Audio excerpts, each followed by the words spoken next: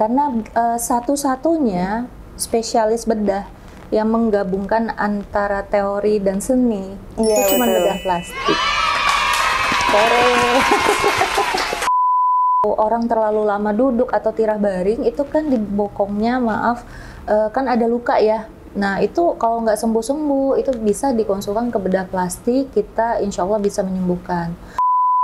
Nah kasus rekonstruksi lagi, misalnya dari lahir nih, bayinya sumbing, atau ada sumbing bibir, ada sumbing langit-langit. Nah, itu juga bisa dikonsulkan ke spesialis bedah plastik untuk dilakukan operasi rekonstruksi atau memperbaiki supaya bibirnya bisa normal lagi, langit-langitnya bisa normal lagi sehingga tidak mengganggu fungsi bicaranya pada saat dia mulai belajar bicara.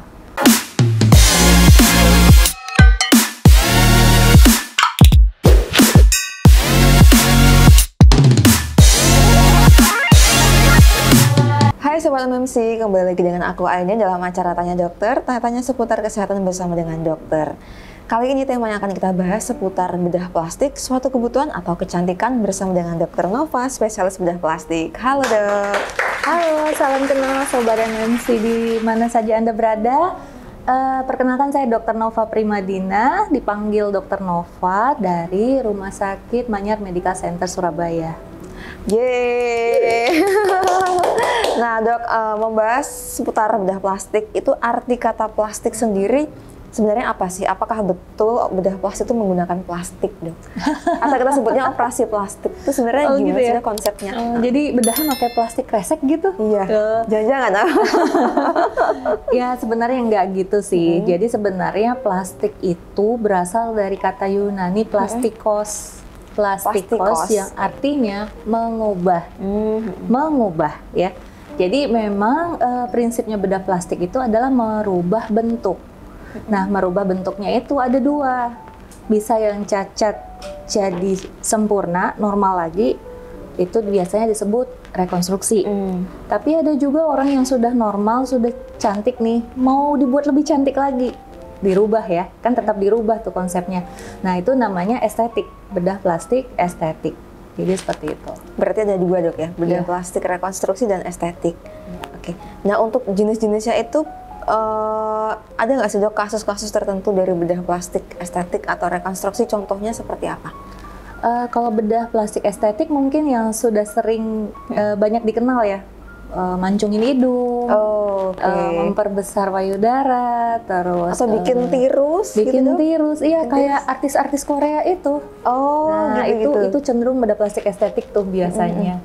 Atau yang misalnya body contour, membentuk tubuh ya, misalnya sedot lemak. Nah seperti itu tuh bedah plastik estetik. Atau di botox gitu masuknya ke bedah plastik juga nggak dok? Kalau botox itu kayaknya zaman sekarang kayaknya siapapun bisa ngerjain ya. Dokter umum juga ada tuh yang ngerjain botox, dokter kulit apalagi. Jadi berarti ya, tapi memang termasuk laser, botox itu juga termasuk ranahnya bedah plastik estetik.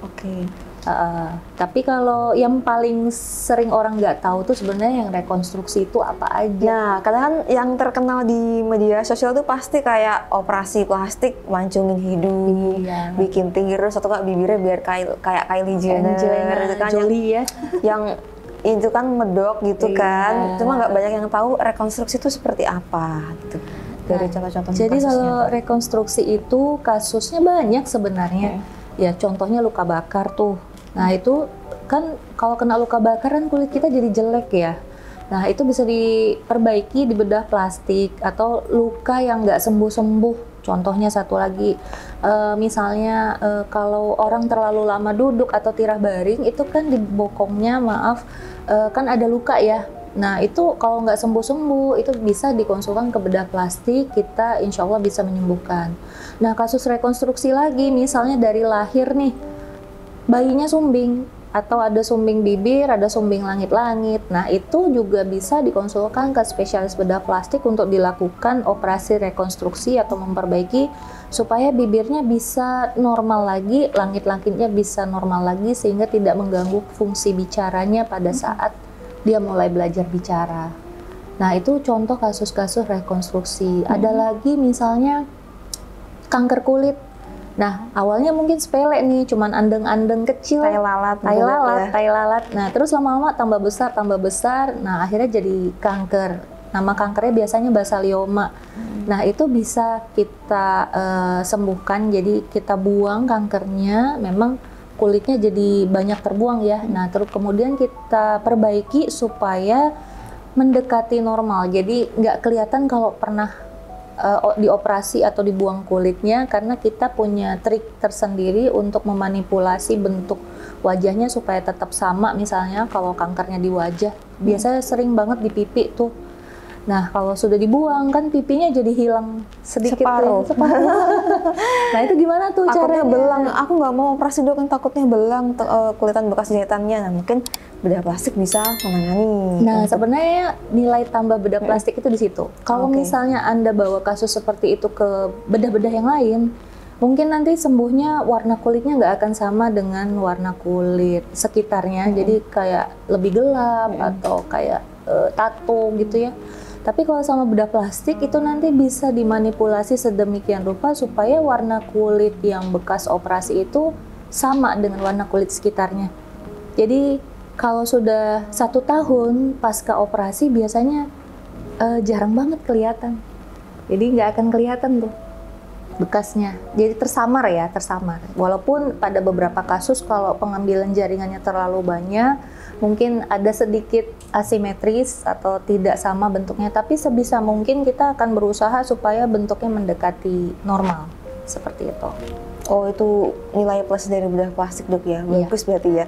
Berarti sekalian menyempurnakan juga menghilangkan bekasnya juga bisa berarti dok ya? Bukan menghilangkan, bukan menghilangkan. Menyamarkan. Oke, Bekasnya berarti tetap ada, cuma disamarkan biar nggak begitu kelihatan. Biar nggak kelihatan. Karena satu-satunya spesialis bedah yang menggabungkan antara teori dan seni itu cuma bedah plastik. Jadi kayak melukis di kulit dengan cara biar bagus hasilnya, tersamarkan bekasnya gitu ya dok ya? Oke. Ya, satu-satunya mungkin spesialis bedah yang kalau sebelum operasi dia gambar dulu tuh. Oh iya? Dia ngedesain dulu di kulit. Oh ada yang kayak di Korea gitu ya, kayak digambar-gambar gitu bukan? Iya, digambar dulu. Karena kita presisinya harus pas. Perencanaan sebelum operasinya juga harus benar-benar supaya hasilnya maksimal.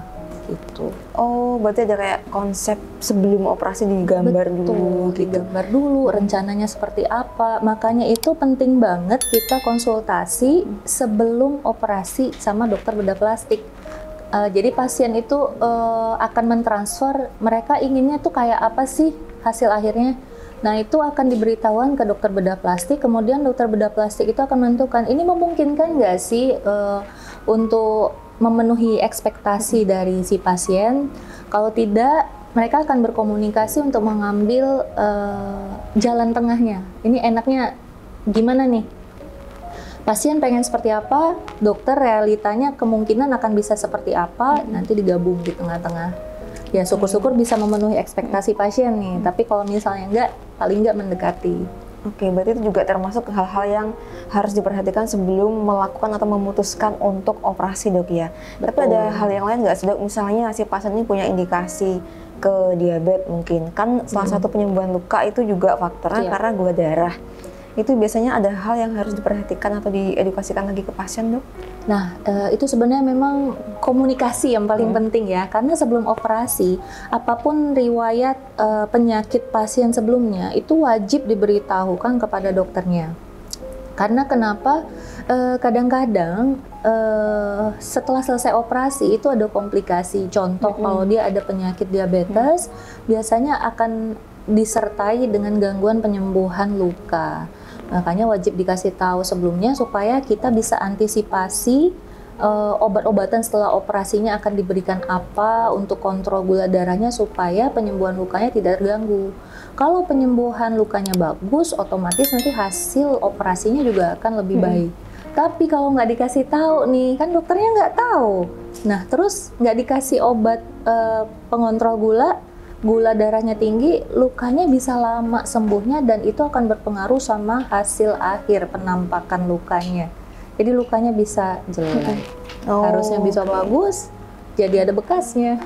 Jadi penting sekali kejujuran antara pasien dengan dokter ya Dok ya. Benar Jadi biar sekali. semua tindakannya itu berjalan dengan baik. Betul. Kemudian ada nggak sih Dok resiko kegagalan dalam tindakan suatu operasi bedah plastik? Oh, kalau itu semua prosedur pasti ada Pasti ada. resiko. Pasti 50-50. 50-50 ya? Jadi makanya itulah pentingnya komunikasi sebelum dilakukan prosedur operasi. Karena dokter pasti akan menjelaskan segala resiko yang mungkin terjadi. Walaupun sebenarnya kita nggak mungkin dong biarin begitu saja terjadi resikonya. Tapi wajib diberitahu ke pasien. Supaya pasiennya bisa nyiapin mental. Seandainya terjadi, dia sudah siap karena sudah diberitahu sebelumnya. Tapi kalau tidak terjadi pun ya syukur alhamdulillah kan gitu. Yang penting itu merupakan prosedur wajib. Sebelum melakukan tanda tangan persetujuan tindakan, wajib diberitahu tindakannya apa yang akan dilakukan, kemudian bagaimana cara melakukannya, kemudian apa resiko dari tindakan itu, dan apa komplikasi yang mungkin terjadi setelah tindakan. Nah, kalau semua itu sudah dikomunikasikan dan pasien siap menerima, oke, kita jalankan prosedurnya. Tapi kalau pasien nggak siap, itu biasanya dokter akan suruh, ya coba dipikir-pikir dulu, tindakannya ditunda dulu. Tindakannya ditunda dulu, gitu. Oh gitu. Sepanjang karir dokter nih, kasus yang paling berat di bidang bedah plastik apa Dok yang sudah dialami, yang sudah ditangani? Biasanya kalau saya yang paling berat itu 2 kasus sih. Replantasi. Itu apa Dok? Replantasi itu jadi menyambung kembali bagian tubuh yang putus. Oh, kayak kalau putus kan amputasi Dok ya? Iya. Berarti disambung lagi? Iya, jadi kayak misalnya kan, nah ini mohon maaf ya, bukan bawa suku ya. Kalau ngamuk tuh, Iya. waktu saya di sana itu banyak sekali kasus. Putus? Ya, Oh, satu tangan gini Dok? iya. Wah. Jari Oh, juga kadang jari kan putus. Nah itu memang kerjanya nggak mungkin sendiri. Pasti ada tim. Jadi ada banyak orang, banyak spesialis bedah plastik yang kerjasama untuk menyambung jari yang putus tadi. Oh, gitu. Nah itu yang paling sulit menurut saya. Yang kedua tuh revas. Jadi revaskularisasi itu kalau replantasi kan putus total ya, putus total disambung. Tapi kalau revaskularisasi putusnya sebagian, jadi masih ada yang tersambung, tapi tetap ada pembuluh darah yang putus, sehingga revaskularisasi. Jadi kita menyambung kembali pembuluh darah yang putus itu. Nah untuk bedah plastik estetik dan rekonstruksi nih Dok, ini kira-kira ada nggak sih kayak tindakannya itu harus ngulang beberapa kali atau satu kali cukup gitu? Misal pada rekonstruksi, luka bakar kan ada grade-grade-nya ya, bisa grade 1, 2, 3 atau ringan sedang berat. Nah itu kan pasti punya tindakan masing-masing. Betul. Kalau untuk ringan mungkin hanya berapa kali, 3 kali atau 2 kali gitu Dok mungkin. Nah ada nggak sih Dok klasifikasi atau bedanya? Pasti ada ya Dok ya? Pasti ada, terutama di luka bakar ya, itu perlu beberapa kali prosedur cuci luka. Itu biasanya yang sering dilakukan, biasanya tiap 3 hari sekali. 3 hari sekali? Iya, kadang sampai 5 hari sekali. Jadi tergantung kondisi luka. Kalau kondisi lukanya jelek, terus keluar cairan, berbau. Nah itu kan kalau diperban lama-lama kan juga infeksi ya, resiko pertumbuhan bakterinya lebih tinggi. Makanya kita melihat kondisi lukanya dulu. Nah kalau lukanya sudah bagus, sudah siap untuk ditutup, baru kita lakukan biasanya cangkok kulit di luka bakar. Cangkok kulit berarti pakai kulit yang masih normal di bagian tubuh lain ya? Diambil, terus ditempel untuk supaya luka bakarnya cepat menutup. Gitu. Tapi kalau luka bakarnya tidak terlalu luas, biasanya kita rawat sampai dia kering sendiri. Oh gitu.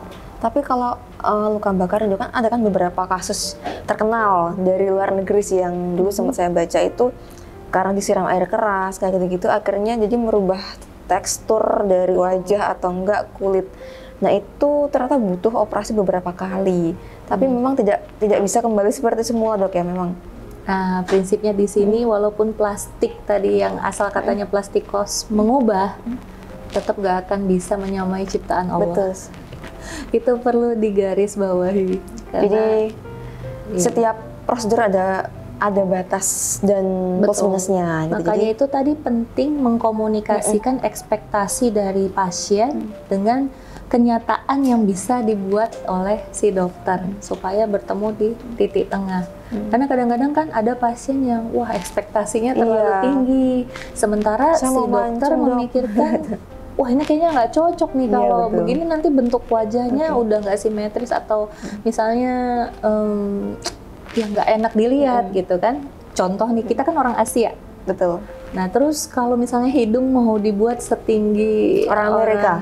Nah itu kan ada batas ketinggian hidung yang kalau dipandang dia tetap lebih enak gitu ya. Tapi kalau misalnya terlalu tinggi juga aneh, nanti kayak hidung apa tuh paruh burung. Nah betul. itu. Makanya harus dikomunikasikan dulu. Kadang ekspektasi pasien itu terlalu tinggi. Terutama pasien-pasien operasi estetik ya.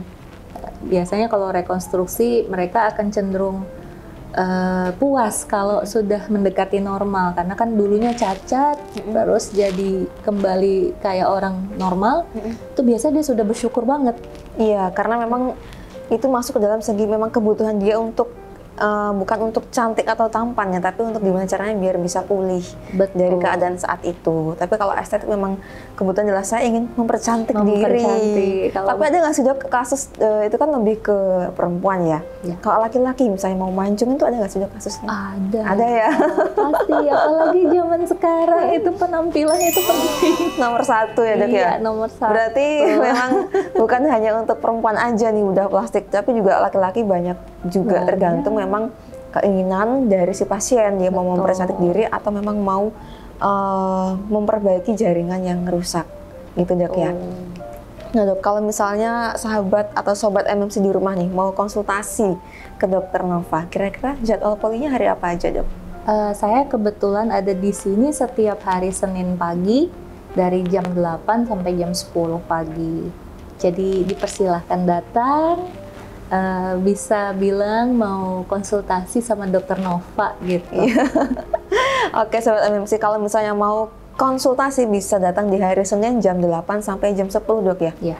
Nah gitu sobat MMC ya, kalau mau konsultasi misalnya nih ada tetangganya mungkin anaknya bibir sumbing yang awalnya takut mau operasi, takutnya nanti jaringannya jelek jadinya atau bibirnya malah jadi gimana-gimana, bisa langsung konsultasi ke dokter Nova di RS MMC gitu tentunya. Nah, kita punya semboyan atau simbol khas nih dok. Jadi, kalau nanti saya nyebutkan Rumah Sakit Manyar Medical Center, jawabannya adalah care, correct, profesional gitu. Oke? Care, correct, profesional. Oke, bisa dok ya? Oke. Rumah Sakit Manyar Medical Center, care, correct, profesional. Yeay! Oke, terima kasih dokter atas informasinya sangat-sangat menarik dan bermanfaat bagi saya dan juga sobat MMC di rumah. Saya Ainin dan saya Dr. Nova. Pamit undur diri. Jangan lupa tetap saksikan YouTube podcast MMC. Jangan lupa share, like, dan komen. Bye-bye. Wassalamualaikum.